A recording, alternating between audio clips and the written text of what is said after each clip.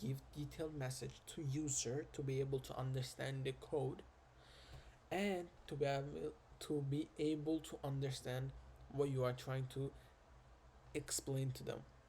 So I'm gonna say you have bought, we're gonna say quantity of the item. We're just gonna remove the item. I'm just gonna put X, and then just gonna use S. Then we are going to say your total. So I'm just gonna use a print again. Again, we are going to say your total cost is, we're gonna put the dollar sign. You can put USD, USD or whatever. I like to use USD.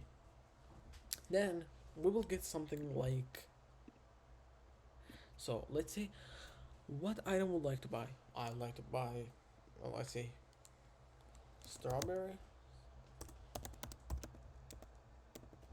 Strawberry. How many? This is $4. No, sorry. So I'm just gonna say, um, let's say case. I like to buy a case. What's that?